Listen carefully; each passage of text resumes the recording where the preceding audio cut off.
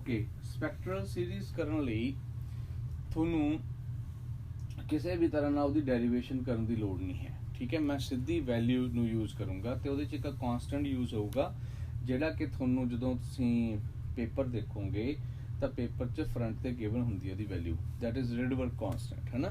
ਪਰ ਮੈਂ ਇੱਥੇ ਦੱਸਦਾ ਤੁਹਾਨੂੰ ਜਿਹੜੀ ਸਪੈਕਟਰਲ ਸੀਰੀਜ਼ ਦੀ ਵੈਲਿਊ ਆ, ਐਕਚੁਅਲੀ ਇਹ ਵੈਲਿਊ ਹੈ ਕੀ ਚੀਜ਼ ਆ। ਪਹਿਲਾਂ ਤਾਂ ਸਪੈਕਟਰਲ ਸੀਰੀਜ਼ ਬਾਰੇ ਤੁਹਾਨੂੰ ਦੱਸਾਂ। ਜਦੋਂ ਇਹ ਫਾਈਂਡ ਆਊਟ ਕੀਤਾ ਗਿਆ, ਜਿਵੇਂ ਰਦਰਫੋਰਡ ਦੇ ਨਾਲ ਇਹ ਪ੍ਰੋਬਲਮ ਹੋਈ, ਰਦਰਫੋਰਡ ਨੂੰ ਪੁੱਛਿਆ ਵੀ ਜਦੋਂ ਇਲੈਕਟ੍ਰੋਨ ਜਿਹੜਾ ਗਾ ਉਹ ਕਹਿੰਦਾ ਸੀ ਨਾ ਵੀ electron is revolving around the nucleus ਤੇ ਉਹ ਐਨਰਜੀ ਲੂਜ਼ ਨਹੀਂ ਕਰੂਗਾ, ਉਵੇਂ ਚੱਲੂਗਾ।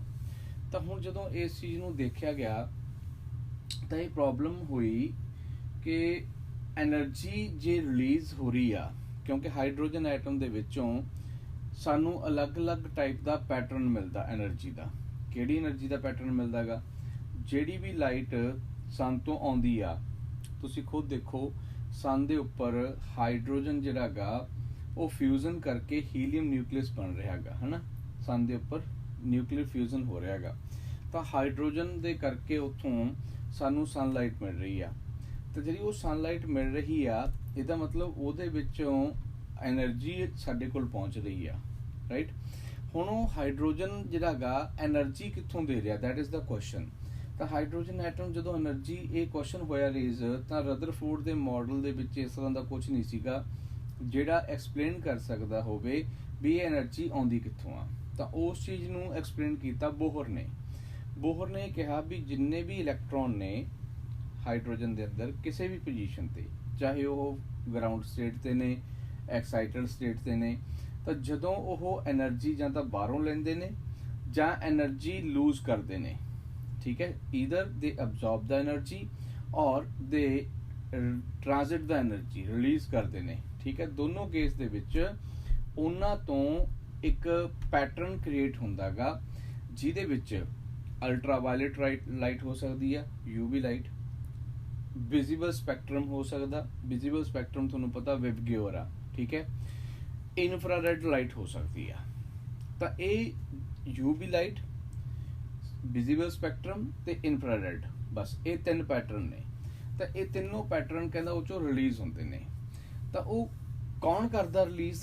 तो इलैक्ट्रॉन करदा गा। क्यों करदा गा? ताकि इलैक्ट्रॉन वापस अपनी स्टेबल पोजीशन ते जा सके। एक्साइट करके इलैक्ट्रॉन नूं तुसीं बाहर कढ लिया, उहनूं बाहरों एनर्जी दे के, पर इलैक्ट्रॉन उदों तक स्टेबल नहीं होगा ਜਦੋਂ तक अपने घरे वापस नहीं चला जाता, है ना। ਆਪਾਂ ਇਹ ਗੱਲ ਪਹਿਲਾਂ ਵੀ ਬਹੁਤ ਵਾਰੀ ਕਹਿ ਚੁੱਕੇ ਹਾਂ। ਤਾਂ ਇਸ ਕਰਕੇ ਇਲੈਕਟ੍ਰੋਨ ਜਦੋਂ ਆਪਣੇ ਘਰੇ ਵਾਪਸ ਜਾਣਾ ਚਾਹੁੰਦਾ ਤਾਂ ਜੋ ਵੀ ਉਹਦੇ ਕੋਲ ਐਕਸਟਰਾ ਉਹ ਲੂਜ਼ ਕਰਕੇ ਜਾਊਗਾ। ਜਦੋਂ ਉਹ ਲੂਜ਼ ਕਰੂਗਾ ਤਾਂ ਜਿੰਨੀ ਵੀ ਉਹਦੇ ਕੋਲ ਐਕਸਟਰਾ ਅਮਾਊਂਟ ਆ ਉਹ ਸਾਰੀ ਦੀ ਸਾਰੀ ਲੂਜ਼ ਕਰੂਗਾ। ਕਿਸ ਵੇ ਨਾਲ ਲੂਜ਼ ਕਰੂਗਾ ਇਹ ਆਪਾਂ ਕੱਲ ਡਿਸਕਸ ਕੀਤਾ ਸੀ ਵੀ ਚਾਹੇ ਤਾਂ ਉਹ ਕਿਸੇ ਵੀ ਐਕਸਾਈਟਡ ਸਟੇਟ ਤੋਂ ਸਿੱਧਾ ਜੰਪ ਕਰਕੇ ਗਰਾਊਂਡ ਸਟੇਟ ਤੇ ਆ ਜਾਏ, ਠੀਕ ਹੈ। मतलब तुसी शॉपिंग करन गए हो, ਤੁਹਾਡੇ ਕੋਲ 10,000 रुपीज़ ने, मे बी ਤੁਹਾਨੂੰ ਸਿੱਧੀ 10,000 ਦੀ ਕੋਈ ਚੀਜ਼ ਪਸੰਦ ਆ ਜਾਏ ਤਾਂ ਤੁਸੀਂ ਇੱਕੋ ਵਾਰ ਚੋਂ 10,000 रुपीज़ ਖਰਚ ਕਰ ਦੋ, ਰਾਈਟ। ਤਾਂ ਸਿੱਧੇ ਸਟੇਟ ਉੱਥੇ ਖਰਚ ਹੋਗੇ ਐਂਡ ਯੂ ਗੈਟ ਦ ਜੋ ਵੀ ਤੁਸੀਂ ਬਾਏ ਕਰੋਗੇ ਲੈ ਕੇ ਵਾਪਸ ਆ ਜਾਓਗੇ। ਦੂਜੀ ਗੱਲ, 10,000 ਦੇ ਤੁਸੀਂ ਸੈਗਮੈਂਟ ਬਣਾ ਲਓ, ਠੀਕ ਹੈ ਨਾ। ਤੁਸੀਂ ਚਾਹੇ ਉਹਨੂੰ 5-5 ਹਜ਼ਾਰ ਕਰਕੇ ਖਰਚ ਕਰੋ, ਚਾਹੇ 2,000 3,000 ਇਦਾਂ ਕਰਕੇ ਖਰਚ ਕਰੋ, पर 10,000 पूरा स्पेंड करना। तो दैट मीनस जिन्ने बार तुसी फ्रीकुएंटली चलोगे उन्ने बार थोनों एनर्जी लूज करनी पऊगी, राइट। जे तुसी 10,000 रुपीज़ नूं लेट्स से डिसाइड कर लिया भी मैं 4 बार च खर्च करना, ਇਹਦਾ मतलब 4 बार थोनों पैसे अपनी पॉकेट चों देने पैणगे। तो ਇਹਦਾ मतलब 4 ट्रांजैक्शन होणगीਆਂ। 4 ट्रांजैक्शन नूं असीं फिजिक्स ਦੇ ਵਿੱਚ ਇਹ ਕਹਿ ਲਓ ਵੀ 4 ट्रांजिशन होणगीਆਂ, यानी कि 4 बार अलग अलग टाइप की वेवलेंथ रिलीज होगी, ठीक है। तो जी वो वेवलेंथ रिलीज हुई, उदों एनर्जी रिलीज हुई है, उहदी वेवलेंथ नूं फाइंड आउट किया गया, तो उस नूं असीं स्पैक्ट्रल सीरीज़ कहने आ, ठीक है।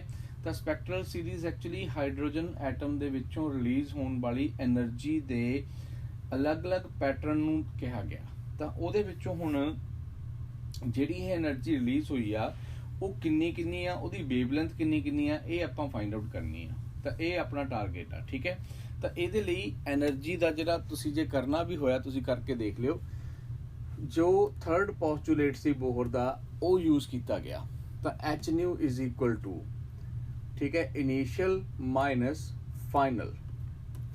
ਤਾਂ ਦੋਨੋਂ એનર્ਜੀ ਦੇ ਡਿਫਰੈਂਸ ਤੋਂ ਜਿਹੜੀ એનર્ਜੀ ਬਚਦੀ ਆ ਉਹ એનર્ਜੀ ਫੋਟੋਨ ਬਣ ਜਾਂਦੀ ਆ, because H new is the energy of photon. ਤਾਂ ਇਹ એનર્ਜੀ ਜਿਹੜੀ ਫੋਟੋਨ ਦੀ ਆ ਉਹੀ એનર્ਜੀ ਨੂੰ ਅਸੀਂ ਅੱਗੇ ਯੂਜ਼ ਕਰਾਂਗੇ ਐਚ ਸੀ ਅਪੋਨ ਲੈਮਡਾ ਬਣਾ ਕੇ, ਰਾਈਟ, ਕਿਉਂਕਿ ਨਿਊ ਦੀ ਵੈਲਿਊ ਸੀ ਅਪੋਨ ਲੈਮਡਾ ਹੋ ਜੂ। So there you go, you can get the amount of lambda from there, ਹੈ ਨਾ। ਤਾਂ ਲੈਮਡਾ ਦੀ ਜਿਹੜੀ ਵੈਲਿਊ ਆ ਇੱਥੋਂ 1/λ ਆਊਗਾ ਆਪਣੇ ਕੋਲ।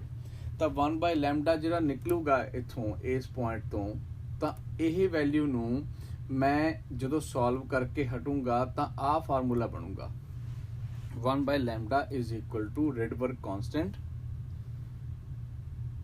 1/nf square minus 1/ni square.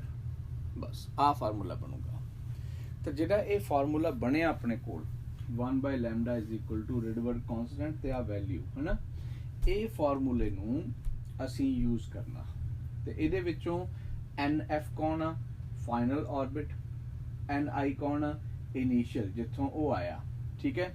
ਹੁਣ ਇਹਦੇ ਪੈਟਰਨ ਨੂੰ, ਕਿਉਂਕਿ ਇਹਦੇ ਤੋਂ ਅਲੱਗ-ਅਲੱਗ ਵੇਵਲੈਂਥ ਕ੍ਰੀਏਟ ਹੋਈ ਆ, ਉਹ ਵੇਵਲੈਂਥ ਕਿਹੜੀ ਸਪੈਕਟਰਮ ਦੇ ਵਿੱਚ ਕਿਹੜੇ ਰੀਜਨ ਨੂੰ ਬਿਲੋਂਗ ਕਰਦੀ ਆ, ਅਲਟਰਾਵਾਇਲਟ ਨੂੰ ਕਰਦੀ ਆ, ਵਿਜ਼ੀਬਲ ਨੂੰ ਕਰਦੀ ਆ, ਔਰ ਇਨਫਰਾਰੈਡ ਨੂੰ ਕਰਦੀ ਆ, ਉਹਦੇ ਬੇਸ ਤੇ ਆਪਾਂ ਕੁਐਸਚਨਿੰਗ ਕਰਨੀ ਆ, ਠੀਕ ਹੈ। ਤਾਂ ਸਭ ਤੋਂ ਪਹਿਲਾਂ ਤਾਂ ਤੁਸੀਂ ਇਹਨੂੰ ਫਾਰਮੂਲੇ ਨੂੰ ਕਲਿੱਕ ਕਰ ਲਓ ਸਕਰੀਨਸ਼ਾਟ, ਕਿਉਂਕਿ ਇਹਨੂੰ ਡਰਾਈਵ ਕਰਨ ਦੀ ਕੋਈ ਜ਼ਰੂਰਤ ਨਹੀਂ। ਓਨੈਸਟਲੀ ਮੈਂ ਤੁਹਾਨੂੰ ਇਹ ਗੱਲ ਕਹਿਣਾ, ਤੁਸੀਂ ਸਿਰਫ ਯਾਦ ਰੱਖਣਾਗਾ, ਕਿਉਂਕਿ ਇਹਦੇ ਤੋਂ ਹੋਰ ਬਹੁਤ ਕੁਝ ਕੰਮ ਲੈਣਾ ਆਪਾਂ।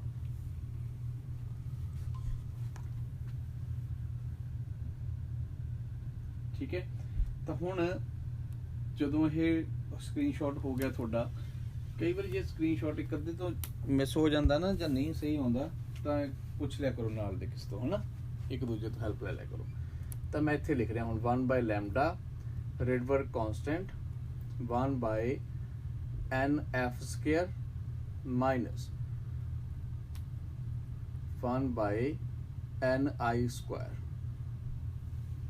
ਲਓ ਜੀ, ਇਹ ਵੈਲਿਊ ਨੂੰ ਹੁਣ ਆਪਾਂ ਯੂਜ਼ ਕਰਾਂਗੇ। ਇਹ ਵੈਲਿਊ ਨੂੰ ਯੂਜ਼ ਕਿਵੇਂ ਕਰਨਾ, ਤਾਂ ਸਭ ਤੋਂ ਪਹਿਲਾਂ ਤਾਂ ਤੁਹਾਡੇ ਯਾਦ ਹੋਊਗਾ ਇਹ ਸਪੈਕਟਰਲ ਸੀਰੀਜ਼ 5 ਪਾਰਟ 'ਚ ਡਿਵਾਈਡ ਹੋਈ ਆ, ਲਾਈਮਨ ਸੀਰੀਜ਼, ਵਾਲਮਰ, ਪਾਸਚਨ, ਬ੍ਰੈਕਟ ਤੇ ਪੀ ਫੰਡ, ਠੀਕ ਹੈ। ਪੀ ਫੰਡ ਨੂੰ ਫੰਡ ਸੀਰੀਜ਼ ਵੀ ਪ੍ਰੋਨਾਉਂਸ ਕਰ ਦਿੰਦੇ ਨੇ, ਪਰ ਫੰਡ ਨਹੀਂ ਕਹਿਣਾ, ਬਸ, ਠੀਕ ਹੈ, ਇੰਨਾ ਫਰਕ ਰੱਖਿਓ, ਹੈ ਨਾ। ਤਾਂ Lyman series, first part is Lyman series. Lyman series ਦੇ ਵਿੱਚ ਜਿਹੜਾ ਪਹਿਲਾਂ ਤਾਂ ਲਾਈਟ ਰਿਲੀਜ਼ ਹੁੰਦੀ ਆ ਉਹ UV ਲਾਈਟ ਆ, ਠੀਕ ਹੈ। ਇੱਕ ਤਾਂ ਇਹਦੇ ਬਾਰੇ ਪੁੱਛਿਆ ਜਾਂਦਾ ਹੁੰਦਾ ਵੀ ਲਾਈਮਨ ਸੀਰੀਜ਼ ਦੇ ਵਿੱਚ ਕਿਹੜੀ ਲਾਈਟ ਰਿਲੀਜ਼ ਹੋਈ ਆ, ਤਾਂ ਆਨਸਰ ਹੈਗਾ UV light. Number 2 second part ਆ ਕਦੋਂ ਇਹ ਰਿਲੀਜ਼ ਹੁੰਦੀ ਆ, ਤਾਂ ਰਿਲੀਜ਼ ਹੋਣ ਦੇ ਲਈ ਜੇ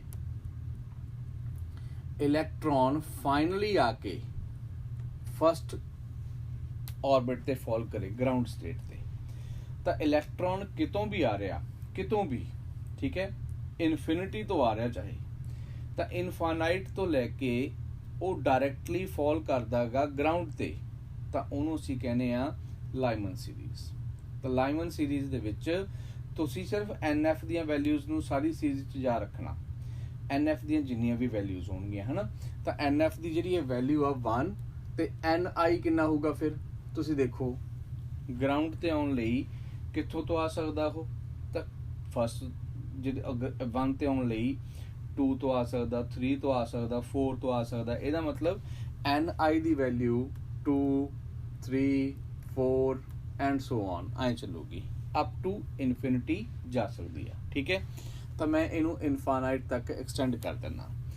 ਹੁਣ ਜਦੋਂ ਇਹ ਵੈਲਿਊ ਮੈਂ ਪੁੱਟ ਕਰੂੰਗਾ ਇੱਥੇ, ਤਾਂ 1/λ ਪਹਿਲਾਂ ਤਾਂ ਆਪਾਂ ਕੱਲੀ ਰਿਡਬਰਗ ਕਾਂਸਟੈਂਟ ਦੇ ਨਾਲ ਇੱਥੇ 1 ਦਾ ਸਕੇਅਰ ਲਿਖਾਂਗੇ, ਬਸ NF, ਤੇ NI ਨੂੰ ਮੈਂ ਐਜ਼ ਇਟ ਇਜ਼ ਛੱਡ ਦਿੰਦਾ ਇੱਥੇ, ਕਿਉਂਕਿ ਮੈਨੂੰ ਨਹੀਂ ਪਤਾ ਕਿ NI ਕਿੰਨਾ ਗਾ। ਪਰ ਮੈਂ ਹੁਣ ਨਾਲ ਨਾਲ ਤੁਹਾਨੂੰ 2 ਇਹਦੇ ਵਿੱਚ ਹੋਰ ਪਾਰਟ ਐਡ ਕਰਦਾ, ਉਹ ਹੈਗਾ ਗਾ maximum wavelength of Lyman series, minimum wavelength of Lyman series. ਠੀਕ ਹੈ, ਕਿਉਂਕਿ ਦੋਨਾਂ ਦੇ ਲਈ ਯਾਨੀ ਕਿ ਪੂਰੇ 5 ਪੈਟਰਨ ਜਿਹੜੇ ਨੇ ਉਹਨਾਂ ਦੇ ਵਿੱਚੋਂ ਇਹ ਜ਼ਰੂਰ ਪੁੱਛੂਗਾ ਵੀ ਦੱਸੋ ਜਿਹੜੀ ਮੈਕਸਿਮਮ ਵੇਵਲੈਂਥ ਆ ਉਹ ਸੀਰੀਜ਼ ਦੀ ਕਿੰਨੀ ਆ, ਮਿਨੀਮਮ ਵੇਵਲੈਂਥ ਕਿੰਨੀ ਆ। ਠੀਕ ਹੈ, ਤਾਂ ਉਹ ਕੈਲਕੂਲੇਸ਼ਨ ਕਿਵੇਂ ਹੋਊਗੀ, ਤਾਂ ਤੁਸੀਂ ਇਹ ਦੇਖੋ ਵੀ ਐਨਰਜੀ ਜਿਹੜੀ ਆ ਉਹ ਇਨਵਰਸਲੀ ਪ੍ਰਪੋਰਸ਼ਨਲ ਆ ਵੇਵਲੈਂਥ ਦੇ, ਕਿਉਂਕਿ E ਦੀ ਵੈਲਿਊ hc/λ ਹੁੰਦੀ ਹੈ ਨਾ, ਤੇ h and c ਦੇ ਆਰ ਕਾਂਸਟੈਂਟ। ਸੋ ਇਹਦਾ ਮਤਲਬ 1/λ ਯਾਨੀ ਕਿ E ਲੈਮਡਾ ਦੇ ਇਨਵਰਸਲੀ ਪ੍ਰਪੋਰਸ਼ਨਲ ਹੋਗੀ। ਸੋ ਜਿੰਨੀ એનર્ਜੀ ਵੱਡੀ ਹੋਊਗੀ ਗੈਪ 'ਚ ਓਨੀ ਲੈਮਡਾ ਛੋਟਾ ਹੋਊਗਾ, ਰਾਈਟ। E ਜਿੰਨਾ ਵੱਡਾ ਹੋਊਗਾ ਲੈਮਡਾ ਉਨਾ ਸਮਾਲ ਹੋਊਗਾ। E ਦੀ ਵੈਲਿਊ ਜਿੰਨੀ ਛੋਟੀ ਹੋਊਗੀ ਲੈਮਡਾ ਉਨਾ ਵੱਡਾ ਹੋਊਗਾ, ਉਲਟ ਚੱਲੂਗਾ। ਓਕੇ, ਹੁਣ ਆਪਾਂ ਮੈਕਸਿਮਮ ਜਿਹੜੀ ਸਪੈਕਟਰਲ ਸੀਰੀਜ਼ ਦੀ ਵੈਲਿਊ ਆ ਉਹ ਫਾਈਂਡ ਆਊਟ ਕਰਦੇ ਆ। ਤਾਂ ਹੁਣ ਮੈਕਸਿਮਮ ਵੇਵਲੈਂਥ ਕਦੋਂ ਆਊਗੀ, ਸੋਚੋ, ਜਦੋਂ એનર્ਜੀ ਕੀ ਹੋਊਗੀ ਮਿਨੀਮਮ। ਤਾਂ એનર્ਜੀ ਉਸ ਟਾਈਮ ਹੋਊਗੀ ਮਿਨੀਮਮ। ਪਹਿਲਾਂ ਆਪਾਂ ਇੱਕ ਗੱਲ ਨੂੰ, ਕਿਉਂਕਿ ਇਹ ਸਾਰਿਆਂ ਤੇ ਸੇਮ ਅਪਲਾਈ ਹੋ ਜਾਣਾ, ਬਾਅਦ ਚੋਂ ਇੱਕ ਦੇ ਉੱਪਰ ਤੁਹਾਨੂੰ ਧਿਆਨ ਦੇਣ ਦੀ ਲੋੜ ਆ ਵੱਧ। ਫਿਰ ਮਿਨੀਮਮ ਵੇਵਲੈਂਥ ਕਦੋਂ ਹੋਊਗੀ, ਜਦੋਂ એનર્ਜੀ ਗੈਪ ਮੈਕਸਿਮਮ ਹੋਊਗਾ, ਰਾਈਟ। ਹੁਣ ਆਪਾਂ ਜਦੋਂ ਇਹ ਸੋਚਾਂਗੇ ਵੀ એનર્ਜੀ ਮੈਕਸਿਮਮ ਤੇ એનર્ਜੀ ਮਿਨੀਮਮ ਇਹ ਕਦੋਂ ਹੋਣਗੀਆਂ, ਤਾਂ ਇਹਦੇ ਲਈ ਤੁਸੀਂ ਇੱਥੇ ਧਿਆਨ ਰੱਖਣਾ ਬਸ એનર્ਜੀ ਦੀ ਵੈਲਿਊ ਨੂੰ। ਤਾਂ એનર્ਜੀ ਮਿਨੀਮਮ ਹੋਊਗੀ ਜਦੋਂ ਫਸਟ ਮੈਂਬਰ ਫਾਲ ਕਰੂਗਾ। ਮੈਂ ਸਮਝਾਉਂਗਾ ਤੁਹਾਨੂੰ ਫਸਟ ਮੈਂਬਰ ਕੌਣ ਆ। ਠੀਕ ਹੈ, ਮੈਂ ਇੱਧਰ ਲੈ ਜਾ ਥੋੜਾ ਜਿਹਾ ਕੈਮਰਾ ਤਾਂ ਕਿ ਤੁਹਾਨੂੰ ਸਕਰੀਨ ਦਿਖੇ ਪ੍ਰੋਪਰਲੀ। ਫਸਟ ਮੈਂਬਰ ਮਿਨੀਮਮ ਤੇ ਮੈਕਸਿਮਮ એનર્ਜੀ ਕਦੋਂ ਹੋਊਗੀ, ਜਦੋਂ ਇਨਫਾਈਨਾਈਟ ਮੈਂਬਰ ਆਵੇ। ਤਾਂ ਜੇ ਤਾਂ ਇਲੈਕਟ੍ਰੋਨ ਇਨਫਿਨਿਟੀ ਤੋਂ ਆ ਰਿਹਾ ਤਾਂ એનર્ਜੀ ਮੈਕਸਿਮਮ ਹੋਊਗੀ, ਜੇ ਇਲੈਕਟ੍ਰੋਨ ਫਸਟ ਮੈਂਬਰ ਤੋਂ ਆ ਰਿਹਾ ਹੈਗਾ ਤਾਂ એનર્ਜੀ ਮਿਨੀਮਮ ਹੋਊਗੀ। ਓਕੇ, ਜੇ એનર્ਜੀ ਮਿਨੀਮਮ ਹੋਊ ਤਾਂ ਅਸੀਂ ਕਿਹਾ ਵੇਵਲੈਂਥ ਮੈਕਸਿਮਮ ਹੋਊਗੀ, ਜੇ એનર્ਜੀ ਮੈਕਸਿਮਮ ਹੋਊਗੀ ਤਾਂ ਅਸੀਂ ਕਿਹਾ ਵੇਵਲੈਂਥ ਜਿਹੜੀ ਆ ਉਹ ਮਿਨੀਮਮ ਹੋਊਗੀ। ਠੀਕ ਹੈ, ਦੈਟ ਮੀਨਸ ਇੱਕ ਮਿੰਟ ਚੁੱਕ ਪੁੱਤ, ਤੇਰੇ ਲਈ ਮੈਂ ਹੈਲਪ ਕਰਦਾ। ਠੀਕ ਹੈ, ਇੱਕ ਮਿੰਟ ਦੁਬਾਰਾ ਸੁਣ। ਅਸੀਂ ਕਿਉਂਕਿ ਫਿਰ ਤੇਰਾ ਤਾਂ ਸਾਰੇ ਮਿਸ ਹੋ ਜੂ ਨਹੀਂ। ਆ ਦੇਖੀ ਆ ਰਹੀ ਹੈ ਤੇਰੇ ਕੋ ਵੀਡੀਓ ਕਲੀਅਰ ਆ ਰਹੀ ਹੈ?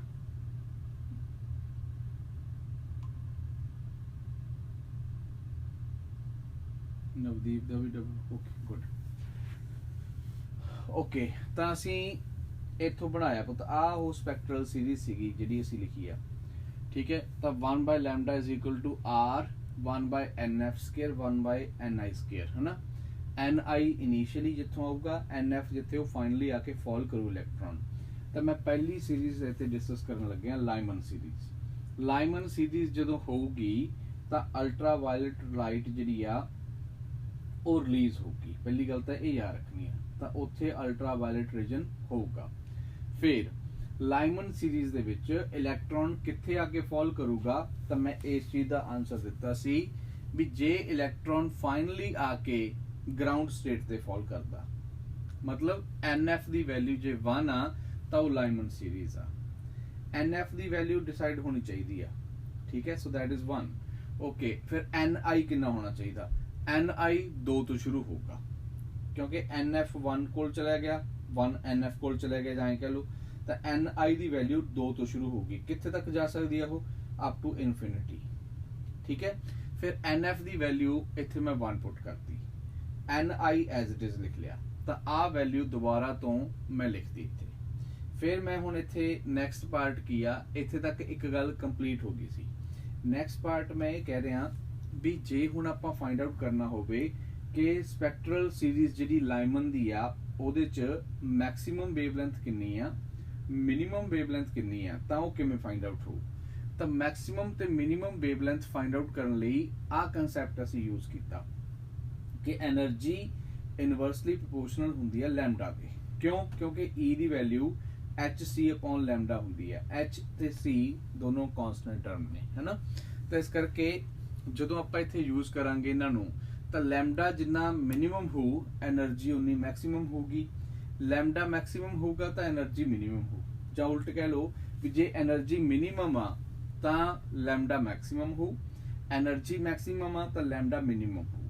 ਤਾਂ ਉਹਦੇ ਲਈ ਮੈਂ ਫਾਈਂਡ ਆਊਟ ਕਰਨ ਦੀ ਕੋਸ਼ਿਸ਼ ਕੀਤੀ ਵੀ ਕਦੋਂ એનર્ਜੀ ਮੈਕਸਿਮਮ ਆ ਤੇ ਕਦੋਂ ਮਿਨੀਮਮ ਆ। ਤਾਂ ਮੈਂ ਇਧਰਲੇ ਪਾਸੇ ਇਹ ਗੱਲ ਲਿਖਣ ਦੀ ਕੋਸ਼ਿਸ਼ ਕੀਤੀ। ਹੁਣ ਲੈਮਡਾ ਜਦੋਂ ਮੈਕਸਿਮਮ ਹੋ, એનર્ਜੀ ਮਿਨੀਮਮ, ਠੀਕ ਹੈ, ਤਾਂ ਕਦੋਂ ਹੋ? ਜਦੋਂ ਫਸਟ ਮੈਂਬਰ ਫਾਲ ਕਰੂਗਾ। ਫਸਟ ਮੈਂਬਰ ਮੈਂ ਸਮਝਾਉਂਗਾ ਕੀ ਆ। ਜੇ ਫਸਟ ਮੈਂਬਰ ਆ ਕੇ ਗਰਾਊਂਡ ਸਟੇਟ ਤੇ ਫਾਲ ਕਰਦਾ ਤਾਂ ਉਦੋਂ એનર્ਜੀ ਮਿਨੀਮਮ ਹੋਊਗੀ ਤੇ ਵੇਵਲੈਂਥ ਹੋਊਗੀ ਮੈਕਸਿਮਮ। ਜੇ ਇਨਫਿਨਿਟੀ ਮੈਂਬਰ ਆ ਕੇ ਫਾਲ ਕਰਦਾ ਤਾਂ એનર્ਜੀ ਹੋ ਮੈਕਸਿਮਮ ਤੇ ਵੇਵਲੈਂਥ ਹੋਊਗੀ ਮਿਨੀਮਮ। ਠੀਕ ਹੈ, ਇੱਥੇ ਤੱਕ ਅਸੀਂ ਗੱਲ ਇਹ ਡਿਸਕਸ ਕੀਤੀ ਸੀ। ਹੁਣ ਆਪਾਂ ਇਸ ਚੀਜ਼ ਨੂੰ ਸਮਝਣ ਦੀ ਕੋਸ਼ਿਸ਼ ਕਰੀਏ ਕਿ ਲੈਮਡਾ, ਇੱਕ ਮਿੰਟ ਲਈ ਸਕਰੀਨਸ਼ਾਟ ਲੈ ਲਓ ਪੁੱਤ, ਹਨਾ, ਤੇ ਫਿਰ ਮੈਂ ਤੁਹਾਨੂੰ ਉਧਰ ਕਰਕੇ ਦਿਖਾਉਣਾਗਾ ਵੀ ਮੈਕਸਿਮਮ ਵੇਵਲੈਂਥ ਤੇ ਮਿਨੀਮਮ ਵੇਵਲੈਂਥ ਕਿੰਨੀ ਹੋਊ।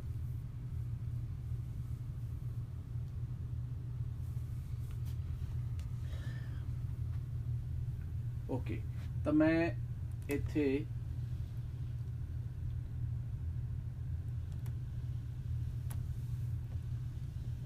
ਇਹਨੂੰ ਦੁਬਾਰਾ ਲਿਖ ਦਿੰਦਾ।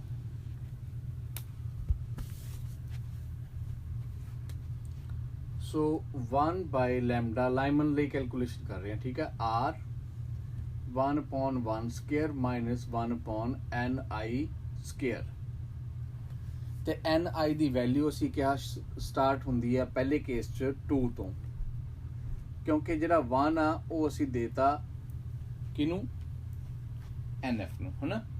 ਤਾਂ ਹੁਣ ਜੇ ਫਸਟ ਮੈਂਬਰ, ਹੁਣ ਦੇਖੋ ਫਸਟ ਮੈਂਬਰ ਕੌਣ ਆ? ਫਸਟ ਮੈਂਬਰ ਆ ਹੋਊਗਾ ਜਿੱਥੋਂ ਸਟਾਰਟ ਹੁੰਦਾ, ਜਿੱਥੋਂ ni ਸਟਾਰਟ ਹੋਊਗਾ ਉਹ ਫਸਟ ਮੈਂਬਰ ਹੋ, ਠੀਕ ਹੈ। ਤਾਂ ni ਕਿੱਥੋਂ ਸਟਾਰਟ ਹੋ ਰਿਹਾ ਹੈਗਾ? 2 ਤੋਂ। ਤਾਂ ਇਹਦਾ ਮਤਲਬ nf ਦੀ ਵੈਲਿਊ ਤਾਂ 1 ਹੋਊਗੀ, ni ਦੀ ਵੈਲਿਊ ਕਿੰਨੀ ਹੋਊਗੀ? 2। ਤਾਂ ਜੇ ਇਹ ਦੋਨੋਂ ਵੈਲਿਊਜ਼ ਆਪਾਂ ਸਬਸਟੀਟਿਊਟ ਕਰਦੇ ਆ ਤਾਂ ਸਾਡੇ ਕੋਲ ਜਿਹੜੀ એનર્ਜੀ ਰਿਲੀਜ਼ ਹੋਊਗੀ ਉਹ ਮਿਨੀਮਮ ਹੋਊਗੀ ਤੇ ਵੇਵਲੈਂਥ ਉੱਥੇ ਮੈਕਸਿਮਮ ਹੋਊਗੀ, ਠੀਕ ਹੈ। ਇਹ ਸਮਝ ਲਓ ਬਸ। ਤਾਂ ni ਦੀ ਵੈਲਿਊ ਉੱਥੇ 2 ਪੁੱਟ ਕਰੋ। ਸੋ ਆਪਣੇ ਕੋਲ ਵੇਵਲੈਂਥ ਕਿਹੜੀ ਆਊਗੀ? ਮੈਕਸਿਮਮ। ਤਾਂ ਮੈਂ ਲਿਖੂੰਗਾ 1 by lambda maximum equals to r as it is ਲਿਖੋ, 1/1 ਦਾ ਸਕੁਅਰ ਤਾਂ 1 ਹੀ ਲਿਖਾਂਗੇ, ਠੀਕ ਹੈ। ਇੱਥੇ ni ਦੀ ਵੈਲਿਊ 2 ਆ ਤਾਂ 2 ਦਾ ਸਕੁਅਰ ਲਿਖਦਾ ਕਿ 4 ਲਿਖਦਾ, ਇਹ ਤੁਸੀਂ ਆਪ ਦੇਖ ਲਿਓ। 2 ਦਾ ਸਕੁਅਰ ਆ ਤਾਂ 4 ਬਣ ਜਾਊਗਾ, ਰਾਈਟ। ਤਾਂ ਹੁਣ ਇਹਨੂੰ ਅੱਗੇ ਆਪਾਂ ਸੋਲਵ ਕਰਾਂਗੇ। ਤਾਂ ਦੇਖੋ 1 ਬਾਈ ਲੈਮਡਾ ਮੈਕਸਿਮਮ ਦੀ ਜਿਹੜੀ ਵੈਲਿਊ ਆ, ਰਿਡਬਰਗ ਕਾਂਸਟੈਂਟ 4, ਤਾਂ 4 ਮਾਈਨਸ 1 3 ਆ ਗਿਆ। ਤਾਂ ਇਹਦਾ ਮਤਲਬ 3r ਬਾਈ 4 ਆ ਗਿਆ 1 ਲੈਮਡਾ ਮੈਕਸਿਮਮ। ਤਾਂ ਲੈਮਡਾ ਮੈਕਸਿਮਮ ਦੀ ਵੈਲਿਊ ਉਲਟ ਕਰਕੇ ਲਿਖ ਦਾਂਗੇ ਨਾ ਆਪਾਂ, ਕਿਉਂਕਿ ਆਪਾਂ ਤਾਂ ਲੈਮਡਾ ਮੈਕਸਿਮਮ ਚਾਹੀਦਾ ਨਾ ਕਿ 1 by lambda. So lambda maximum the value ਕਿੰਨੀ ਆ ਜੂਗੀ? 4/3r। ਤਾਂ ਇਸ ਤਰ੍ਹਾਂ ਕਰਕੇ ਇੱਕ ਤਾਂ ਵੈਲਿਊ ਨੂੰ ਤੁਸੀਂ r ਦੀ ਫਾਰਮ 'ਚ ਲਿਖ ਸਕਦੇ ਹੋ।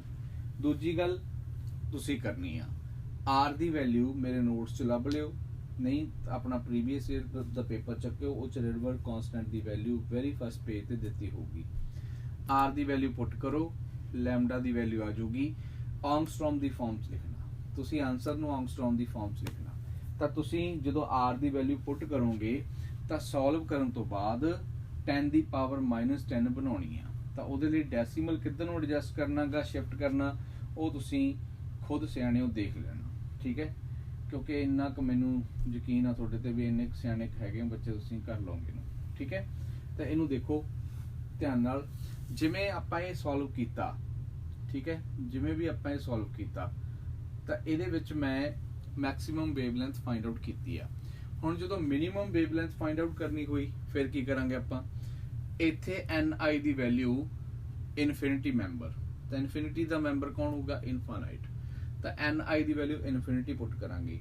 ਜਦੋਂ ni ਦੀ ਵੈਲਿਊ ਇਨਫਿਨਿਟੀ ਪੁੱਟ ਕਰੋਗੇ 1 ਬਾਈ ਇਨਫਿਨਿਟੀ 0 ਹੋ ਜੂ, ਤਾਂ r into 1/1 ਆ ਜਾਊਗਾ। ਸੋ ਮਿਨੀਮਮ ਵੇਵਲੈਂਥ ਦੀ ਜਿਹੜੀ ਵੈਲਿਊ ਆਊਗੀ ਇੱਥੇ ਲਿਖ ਦਿੰਦਾ ਮੈਂ lambda minimum that is equal to R, क्योंकि आर इंटू 1/1 तो आर ही हो जाऊगा। सो जे लैम्डा मिनिमम कढ़ना कला, so that would be 1/r, तो आ वैल्यू आ जाऊगी मिनिमम ते ए वैल्यू आ गई साडे कोल मैक्सिमम।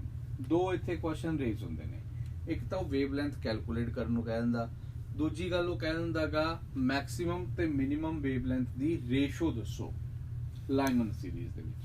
तो मैक्सिमम ते मिनिमम वेवलेंथ दी रेशो किवें फाइंड आउट करांगे आपां, तुसीं इन्हां दोनों नूं डिवाइड कर दो, आर देखो अपने आप ही कैंसल आउट हो जाऊगा, राइट। तो lambda maximum to lambda minimum 4/3 आ जाऊगा जे maximum to minimum find out करना है ना। कोई भी डाउट होवे पुੱਤ बन के मैनू पुछ लो, क्योंकि ਇਹਦੇ ਨਾਲ ਦੇ सेम ਆਪਾਂ बाकी ਦੇ 4 ਹੋਰ ਕਨਸੈਪਟ करने ਆ। है कोई डाउट?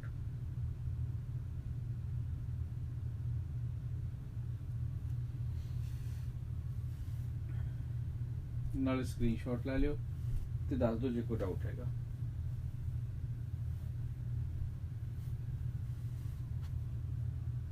गुड।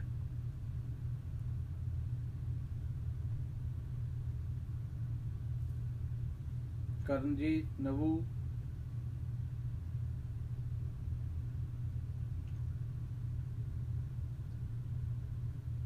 Good, okay. तो हुण ਜਿਹੜੇ ਬਾਕੀ ਦੇ 4 ਨੇ है ना, ਉਹ ਕਿਵੇਂ ਕਰਾਂਗੇ ਆਪਾਂ। ਤੁਸੀਂ ਦੇਖੋ ਜੇ ਹੁਣ ਲਾਇਮਨ ਤੋਂ ਬਾਅਦ ਅਗਲੀ ਹੈਗੀ ਆ ਵਾਲਮਰ ਸੀਰੀਜ਼।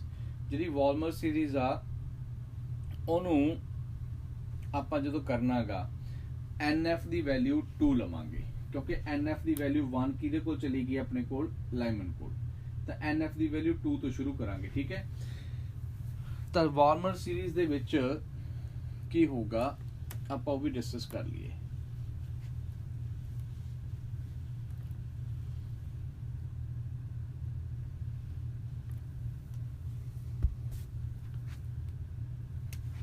ਇੱਥੇ 2 ਦਾ ਸਕੁਅਰ ਆ ਜਾਊਗਾ, ਠੀਕ ਹੈ।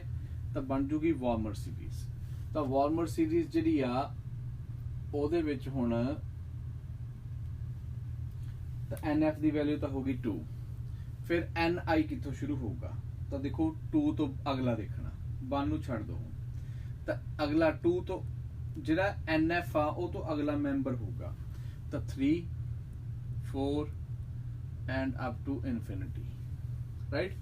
ਤਾਂ ਇੱਥੇ ਜਿਹੜਾ 3 ਆ ਉਹ ਫਸਟ ਮੈਂਬਰ ਆ, ਇਨਫਿਨਿਟੀ ਲਾਸਟ ਮੈਂਬਰ ਆ, ਠੀਕ ਹੈ। ਤਾਂ ਅਗੇਨ ਫਸਟ ਮੈਂਬਰ 3 ਪੁੱਟ ਕਰਾਂਗੇ, you will get maximum wavelength. Infinity put ਕਰਾਂਗੇ, you will get minimum wavelength ਹੋ ਜਾਊਗਾ।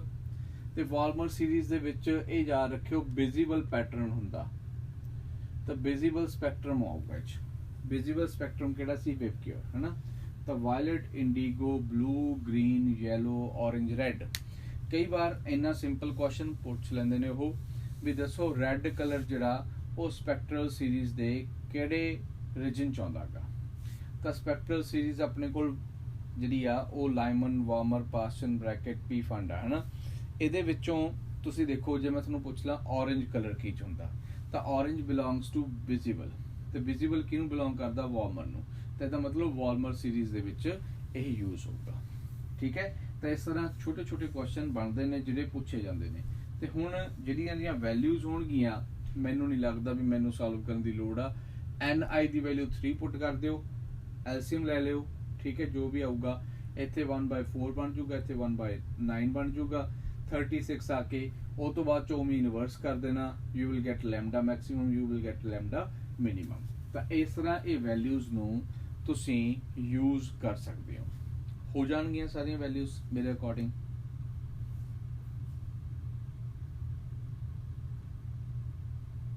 है ना, ईजी है काम, क्योंकि मैं भी मोस्टली जिन्ना क पढ़ाया हर एक बच्चे नूं तां असीं कल्ला पहली वैल्यू एक्सप्लेन कर दिंदे सीगे, बाकी दी जिहड़ी वैल्यू हुंदी सी ओह बच्चे खुद कर लैंदे सी, क्योंकि सबस्टिट्यूट ही करनी है वैल्यूज, है ना, एडजस्ट करके। ओके, वार्मर सीरीज च आ गया विजिबल, ठीक है बेटे, थैंक यू। ਜਿਹੜੀਆਂ ਬਾਕੀ ਦੀਆਂ 3 ਨੇ ਉਹਨਾਂ ਨੂੰ ਦੇ ਵਿੱਚ ਇਨਫਰਾਰੈਡ ਆਊਗੀ ਤਿੰਨਾਂ 'ਚ, ਠੀਕ ਹੈ। ਚਾਹੇ ਉਹ ਆਪਣੇ ਕੋਲ ਪਾਸਚਨ ਸੀਰੀਜ਼ ਆ, ਚਾਹੇ ਉਹ ਬ੍ਰੈਕਟ ਸੀਰੀਜ਼ ਆ, ਚਾਹੇ ਉਹ ਪੀ ਫੰਡ ਆ, ਤਿੰਨਾਂ ਦੇ ਵਿੱਚ ਸਾਡੇ ਕੋਲ ਇਨਫਰਾਰੈਡ ਰੀਜਨ ਆਊਗਾ। ਇਨਫਰਾਰੈਡ ਰੀਜਨ ਨੂੰ ਅੱਗੇ ਥੋੜਾ ਜਿਹਾ ਅਸੀਂ ਚੇਂਜ ਕਰਕੇ ਇਹ ਲਿਖ ਦਾਂਗੇ ਪਾਸਚਨ, ਕਿਉਂਕਿ ਲਾਈਮਨ ਤੋਂ ਬਾਅਦ ਵਾਰਮਰ ਆ, ਵਾਰਮਰ ਤੋਂ ਬਾਅਦ ਪਾਸਚਨ ਆ। ਪਾਸਚਨ ਦੇ ਵਿੱਚ ਅਸੀਂ ਲਿਖਾਂਗੇ ਨੀਅਰ ਇਨਫਰਾਰੈਡ, ਯਾਨੀ ਕਿ ਇਨਫਰਾਰੈਡ ਦੇ ਨੇੜੇ ਚਲੇ ਗਏ। ਫਿਰ ਬ੍ਰੈਕਟ ਚੌਥੀ ਆ, ਉਹ 'ਚ ਲਿਖਾਂਗੇ ਆਪਾਂ ਇਨਫਰਾਰੈਡ, ਠੀਕ ਹੈ। ਜਿਹੜੀ ਪੰਜਵੀਂ ਆ ਪੀ ਫੰਡ, ਉਹ 'ਚ ਲਿਖਾਂਗੇ ਫਾਰ ਇਨਫਰਾਰੈਡ, ਠੀਕ ਹੈ। ਤਾਂ ਤਿੰਨ ਨੇ ਨਾ, ਤਿੰਨ ਦੇ ਵਿੱਚੋਂ ਪਹਿਲੀ ਦੇ ਨਾਲ ਨੀਅਰ ਇਨਫਰਾਰੈਡ, ਦੂਜੀ ਇਨਫਰਾਰੈਡ, ਤੀਜੀ ਦੇ ਨਾਲ ਫਾਰ ਇਨਫਰਾਰੈਡ। ਇਸ ਤਰ੍ਹਾਂ ਕਰਕੇ ਤਿੰਨੋਂ ਆਪਾਂ ਕੰਪਲੀਟ ਕਰ ਦਾਂਗੇ। ਓਕੇ, ਤਾਂ ਇਹਨਾਂ ਤਿੰਨਾਂ ਦੀਆਂ ਵੇਵਲੈਂਥ ਦੀਆਂ ਵੈਲਿਊਜ਼ ਰਿਡਬਰਗ ਕਾਂਸਟੈਂਟ ਪੁੱਟ ਕਰਕੇ ਵੀ ਤੁਸੀਂ ਕੱਢ ਲੈਣੀਆਂ ਨੇ, ਤੇ ਉਹਨਾਂ ਦੀ ਰੇਸ਼ੋ ਇਹ ਵੀ ਮੈਨੂੰ ਕਰਕੇ ਸੋਲਵ ਹੁਣੀ ਦਿਖਾ ਦਿਓ, ਭੇਜ ਦਿਓ, ਤਾਂ ਕਿ ਮੈਂ ਚੈੱਕ ਕਰ ਲੂੰਗਾ ਵੀ ਕੋਈ ਕਨਸੈਪਟ ਤੁਹਾਡਾ ਰਹਿ ਤਾਂ ਨਹੀਂ ਗਿਆ ਇਹਦੇ ਵਿੱਚੋਂ, ਠੀਕ ਹੈ। ਤੇ ਇਸ ਦੇ ਨਾਲ ਬਾਕੀ ਫਿਰ ਜਿਹੜੇ ਤੁਹਾਡੇ ਕੁਐਸਚਨ ਨੇ ਜੋ ਤੁਸੀਂ ਉਹ ਭੇਜੇ ਸੀ ਮੈਨੂੰ, ਉਹ ਕੰਪਲੀਟ ਹੋ ਜਾਣਗੇ ਹੁਣ, ਕਿਉਂਕਿ ਉਹ ਸਾਰੇ ਸਪੈਕਟਰਲ ਸੀਰੀਜ਼ ਦੇ ਬੇਸ ਤੇ ਹੀ ਕੁਐਸਚਨ ਸੀਗੇ। ਮੈਂ ਫਿਰ ਵੀ ਉਹ ਗਰੁੱਪ 'ਚ ਵੀ ਭੇਜ ਦਿੰਦਾ, ਮੈਂ ਜੋ ਮੈਨੂੰ ਦਿੱਤਾ ਸੀਗਾ ਉਹਨੇ ਗੁੜੀਆ ਨੇ ਭੇਜੇ ਸੀਗੇ ਜੋਬਨ